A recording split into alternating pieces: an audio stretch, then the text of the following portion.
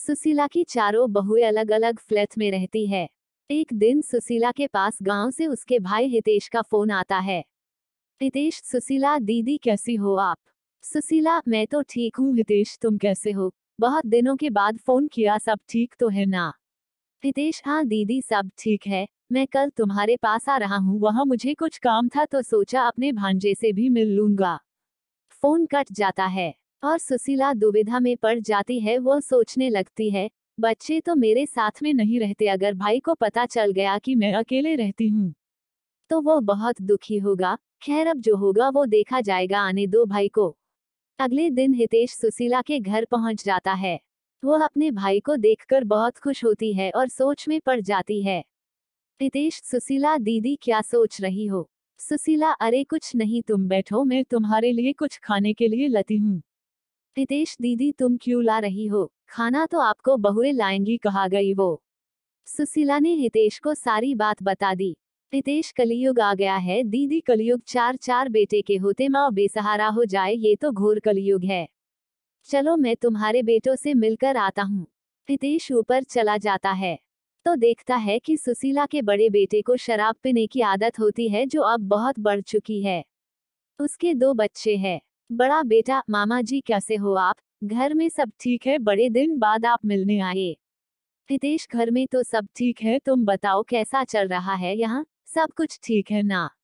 इतने में उसका छोटा बेटा यानी सुशीला जी का पोता हितेश के पास आता है, जो लगभग 6 साल का था। हितेश उससे पूछता है, हितेश कैसे हो बेटा, कौन सी क्लास में हो?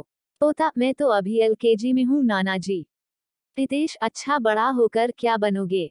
पोता, मैं बड़ा होकर पापा की तरह शराबी बनूंगा। यह सुनकर सभी लोग भौचक्कार रह गए और रोमा फुट फुट कर रोने लगी और रोते रोते बोली, रोमा, अगर मैं अलग ना हुई होती तो ये इतनी शराब नहीं पीते, माँ के साथ रहते थे तो इनको माँ से थोड़ी शर्म तो होती, अब बच्चे भी वही सीख रहे हैं जो ये सिखा रहे हैं। थोड़ी देर बाद हितेश ऊपर दूसरे भांजे के पास जाता है, पर वहाँ की हालत कुछ अजीब ही थी, जैसे चारों तरफ सामान बिखरा हुआ था, कोई साफ सफाई नहीं। टीना सारा दिन सोती रहती या टीवी देखती रहती। हितेश से घर की हालत देखी नहीं गई और उसने बातों बातों में ही पूछ लिया, हितेश बेटा घर बदल रहे हो क्या? सब सामान बिखरा हुआ है। मामा जी की बात सुनकर टीना झट से बोली, टीना, मामा जी पहले सब माँ के साथ रहते थे ना, तो सारी बहुओं को एक ही काम करना रहता था तो काम जल्दी से हो जाता था, अब सारा काम मुझी को ही करना पड़ता है तो समझ में ही नहीं आता कि कहाँ से शुरू करूँ और कहाँ पर खत्म करूँ। हितेश, अरे तो बेटा एक काम वाली को रख लेते। टीना, इनकी इतनी सैलरी कहाँ की काम वाली को रख सके? मामा जी, हम अलग फ्लैट में ना रहते ना तो इतनी परेशानी ना होती, वहाँ सब मिलजुल कर काम कर लेते थे। ये कहते ही टीना के आंखों से आंसू बहने लगते थे। हितेश वहाँ से भी चला जाता है और तीसरे बेटे के घर यानी तीसरी मंजिल पर पहुंचता है। वहाँ हितेश का तीसरा भांजा और उसकी पत्नी मीनू आर्थिक तंगी से गुजर रहे थे। हितेश बेटा कैसा चल रहा है? तुम्हारी माँ ने बताया कि तुम सब अलग अलग रहते हो तो मैं आ गया तुमसे मिलने। तीसरा बेटा, सब ठीक है मामा जी, आप बताओ आप कैसे हो? मीनू, मामा जी आए हैं, कुछ खाने को लाओ। इतना सुनते ही मीनू रसोई के डब्बों में देखने लगती है। वो एकदम खाली होते हैं और वो वही बैठकर सर पकड़कर बैठकर रोने लगती है। रोने की आवाज सुनकर हितेश और मीनू का पति अंदर आते हैं। हितेश, क्या हुआ बेटा, रो क्यों रही हो? मीनू, क्या बताऊं मामा जी, मैं अपनी किस्मत पर रो रही हूँ।